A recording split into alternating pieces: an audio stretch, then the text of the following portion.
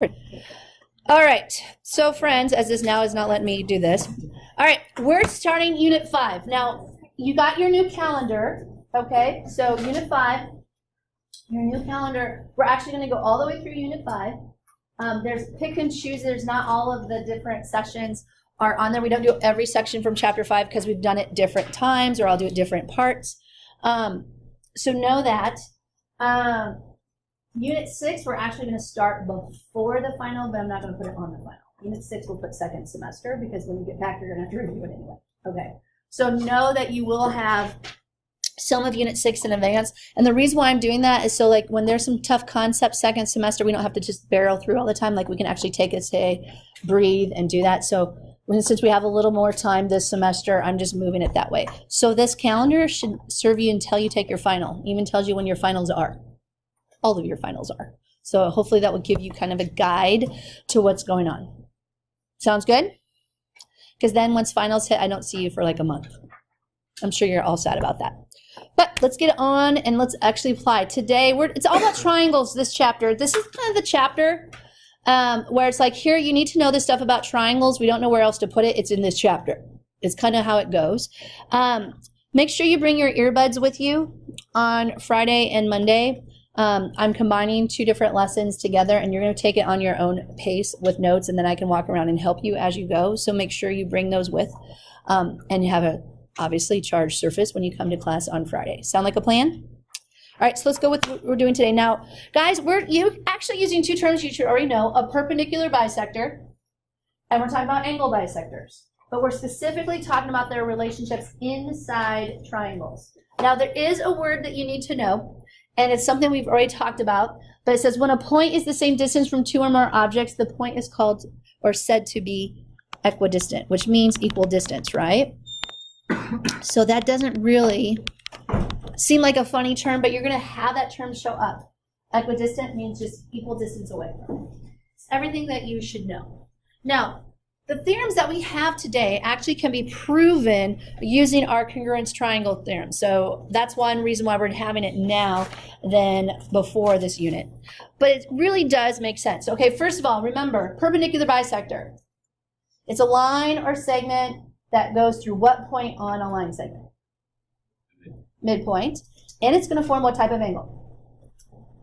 Right angle. Okay, so when I talk about perpendicular bisector, we should all know the definition, what that means. So here's your perpendicular bisector theorem. Now again, this is specifically working for triangles. Actually, not for triangles, it just happens to be with triangles.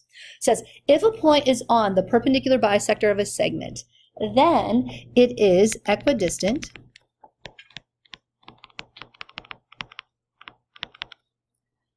from the endpoints of the segment.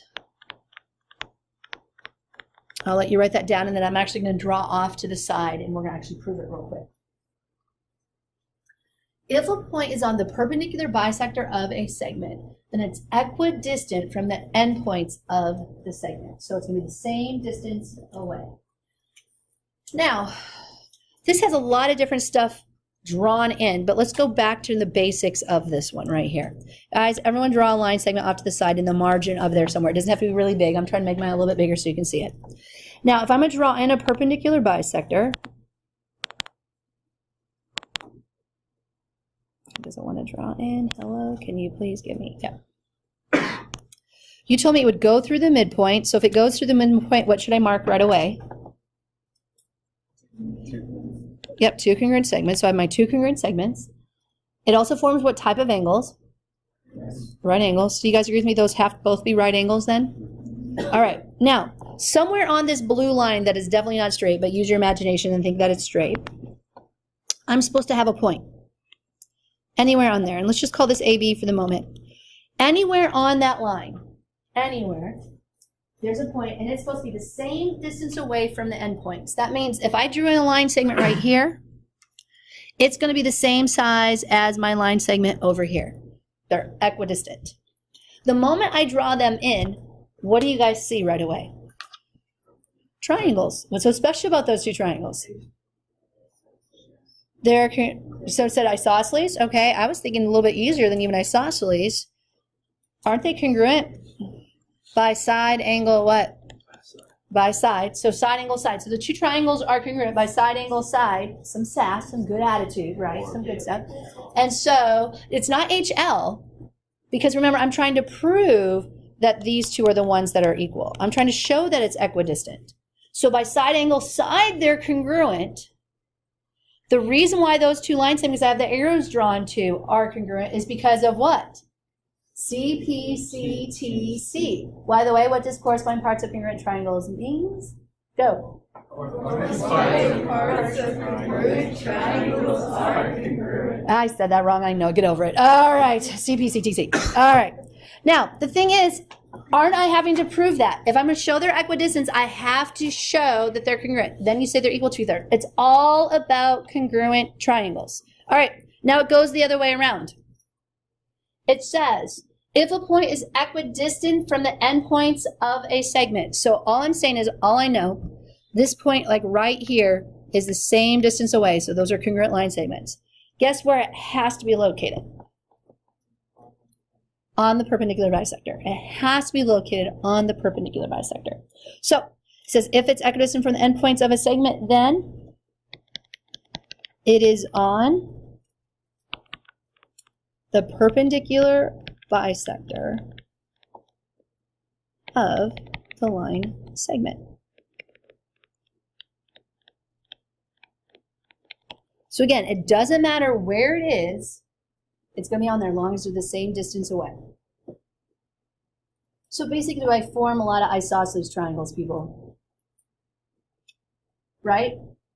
There are going to be a lot of congruent triangles and isosceles triangles that you're going to work with. All right, another term that you need to know.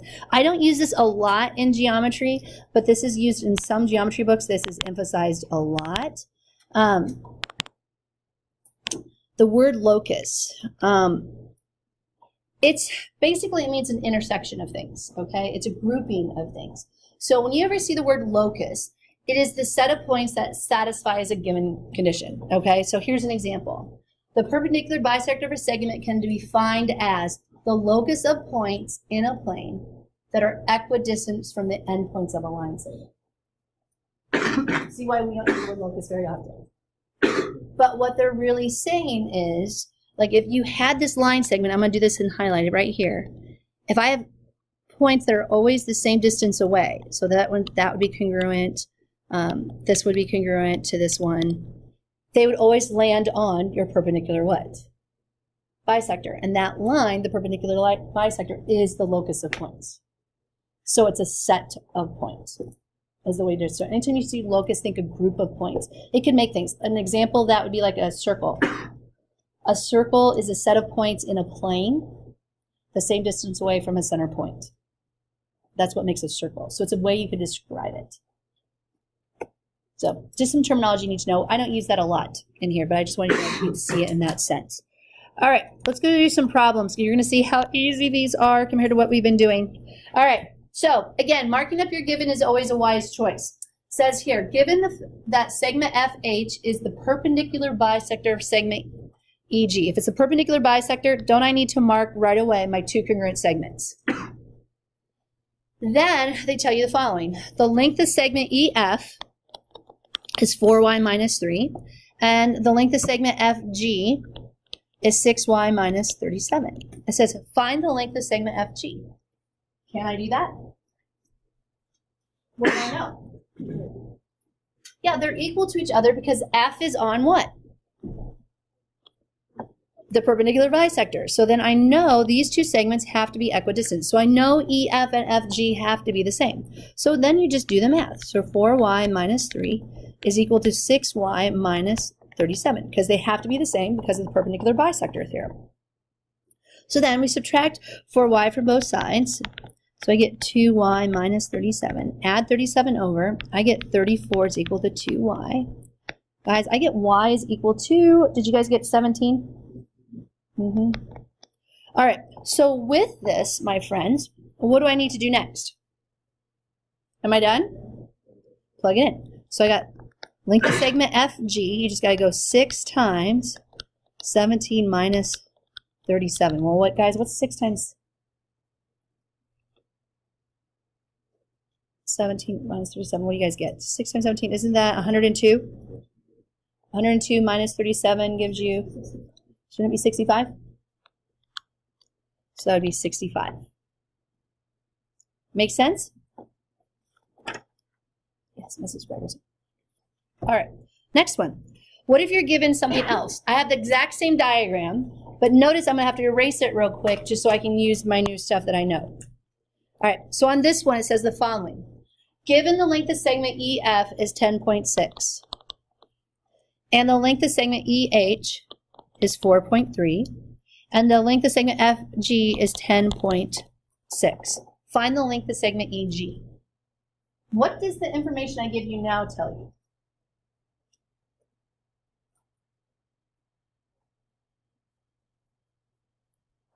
What do we know about point F?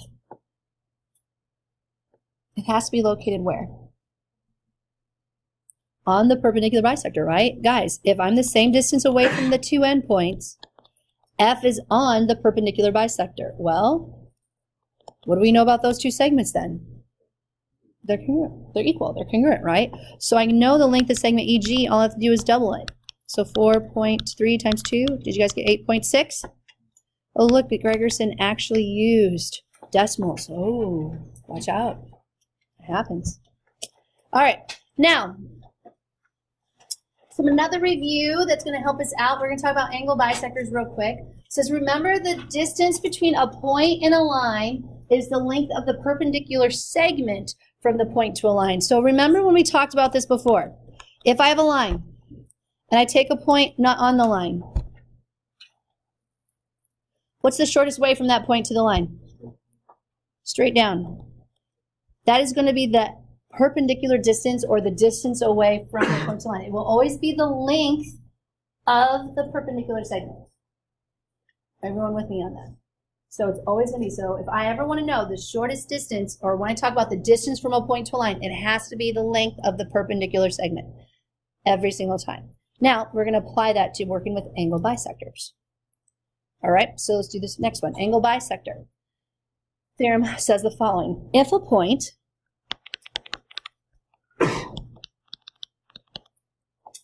is on the bisector of an angle,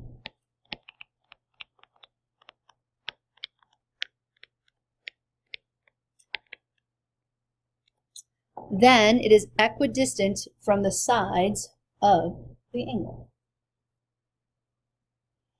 If a point is on the bisector of an angle, then it's equidistant from the sides of the angle. All right, let's talk about the why behind this just a little bit.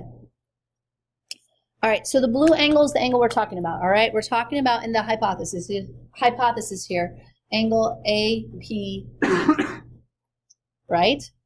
So with that, our angle bisector would be segment PC. So we're saying, all right, point C is on the angle bisector, so I know these two angles are the same. Now, notice how did I draw segment AC and segment BC? How did I draw them? I used that perpendicular segment, right? So I went from the segment to the side of the angle, because remember, I'm trying to go shortest distance here. It's going to be the perpendicular segment. Now, if I do that, what type of angle do I form, guys? Right angle. So you guys see, I got a pair of congruent right angles. I got a pair of congruent angles because of the angle bisector. And do I have a pair of sides being shared? My friends, that's what? Angle, angle, side congruence. Are the two triangles that we have drawn in there congruent to each other? Yes, by angle, angle, side congruence.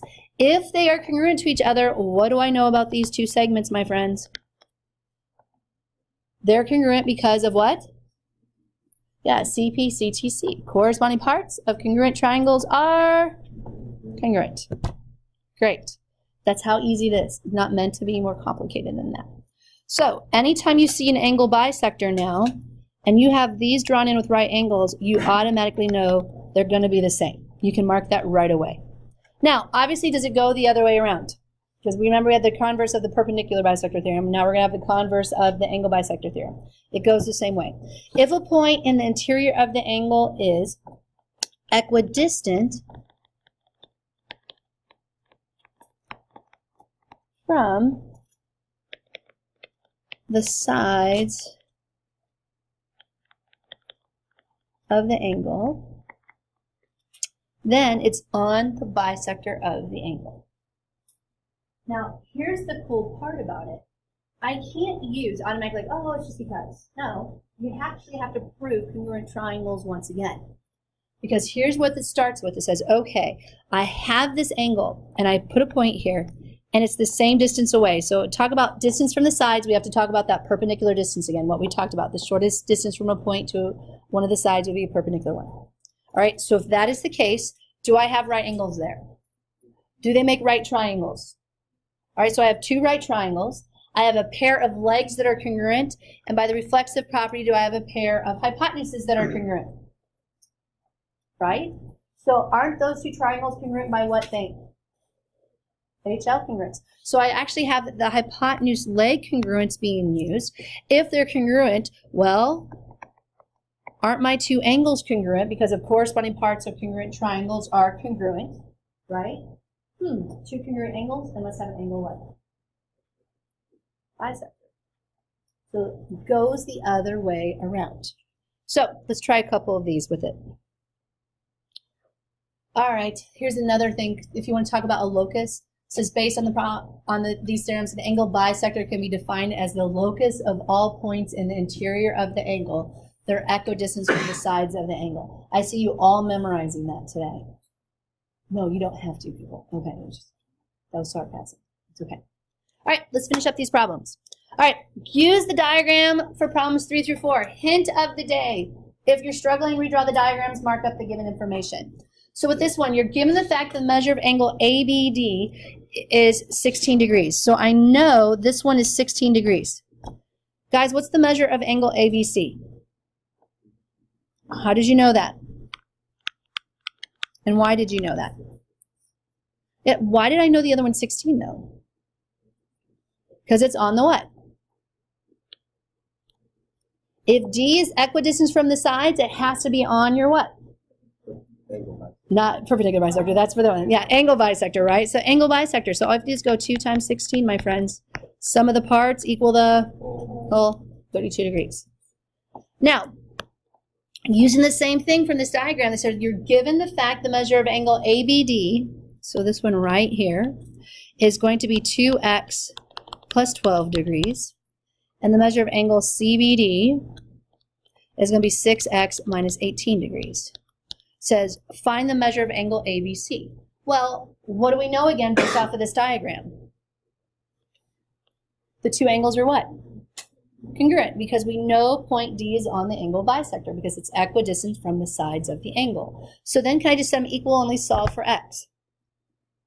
Right? So we get here 6x minus 18 is equal to 2x plus 12. We get 4x is equal to, you guys get 30, right? X is going to be 30 over 4. Oh no, a fraction, 15 over 2. Guys, don't panic. This is not that hard. Because all we have to do is plug it back in. The measure of angle ABD, we're just going to go 2 times 15 over 2 plus 12. I got 15 plus 12, which gives me, am I done? No, we're not done. Because I'm looking for the measure of angle ABC, so can I just double it and get 54 degrees? All right, Sarah J. Oh, okay, you had a question, so I didn't want to make sure. All right, now the next ones are a whole bunch of different examples. They're actually fairly fast. If we don't finish the notes, which is a good chance we won't, we have like 4 minutes to do like, I don't know how many examples here. I'll just finish them online, put them up there for you, but you guys actually have everything you need to know. Seriously. Mark up your diagrams, use your 4 theorems. You're going to be fine. So let's just keep working until the bell rings. Sound like a plan? All right, you're like Gregerson, we worked the whole class. We took a test, and now we're doing this. Yes, I know. Way to use your time wisely.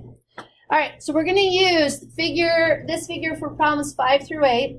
So we're going to make sure we have this. It says, given that line P, remember lowercase letter can be used for notation for a line, if it's a lowercase letter next to it, is the perpendicular bisector of segment XZ.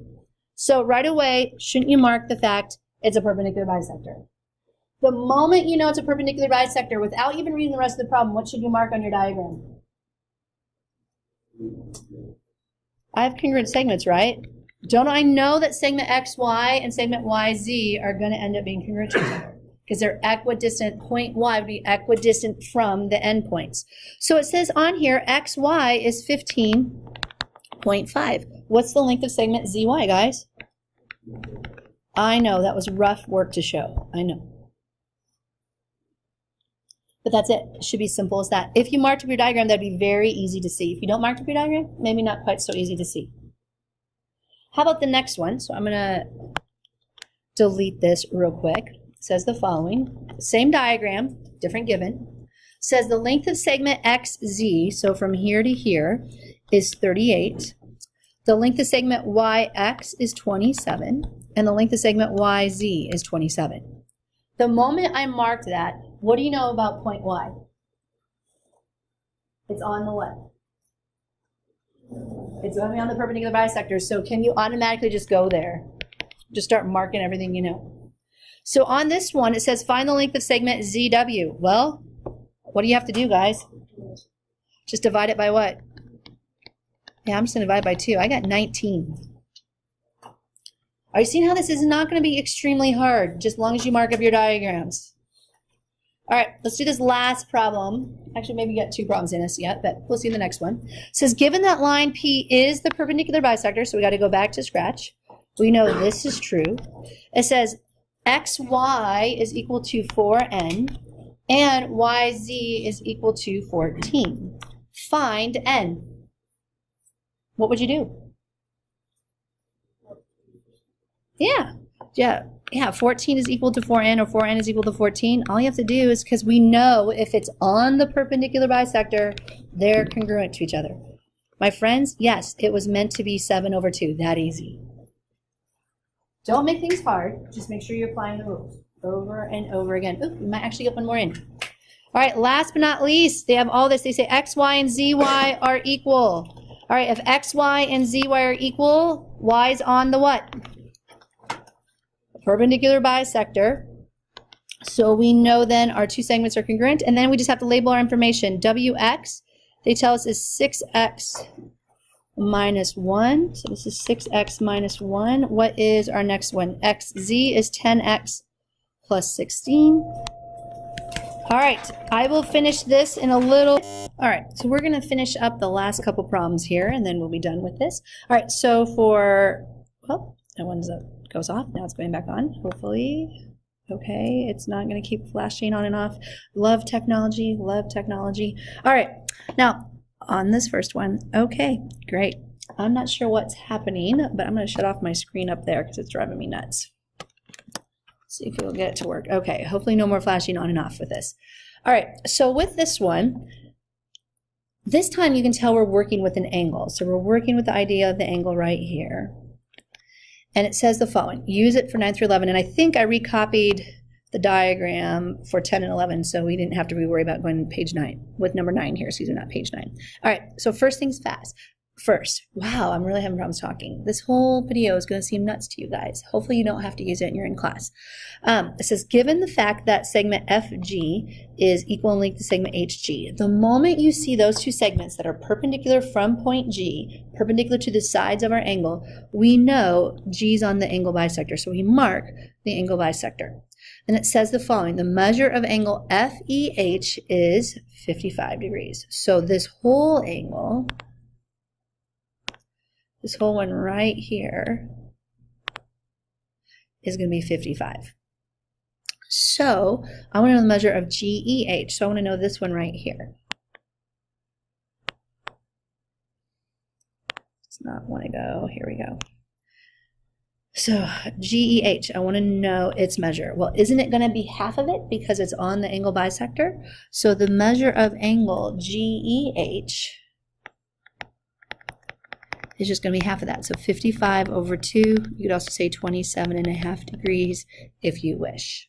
All right, I was using the same diagram, so I just moved it down here. It says the following. You're given that ray EG bisects angle FEH. So I get 2 congruent angles. The moment you know that, what do you know about segment FG and GH, my friends? That's right, they're congruent. So they tell you the following. The length of segment GF is root 2. Guys, what's the length of segment GH then? Exactly, it's the same thing. It's root 2. Not a lot of work you had to show on that one, is it? I know, I gotta love it. Okay, so with this one, we're going to use the same diagram up above. So make sure you're watching what I'm marking here, my friends. It says the following. We know FEG is going to be congruent to angle GEH. And we know that segment FG is 10Z minus 30. So 10Z minus 30. And HG, that's going to be 7Z plus 6. Now, what else do I know about those two guys? I know that they're equal because G is on the angle bisector. So as a result, I can find the length of segment FG if I solve for Z first. So we go and set them equal to each other. So 10Z minus 30 is going to equal 7Z plus 6. So I get 3Z minus 30 is equal to 6. Add 30 over. 3Z is equal to 36. Z is equal to 12. The length of segment FG is going to be 10 times 12 minus 30. And that gives us what? 90. Sounds good? Good. So FG, its length is 90. Hopefully that will help you finish up your homework notes, but I think most of you are going to do fine without even probably getting to this section of the notes if you just mark up your diagrams well.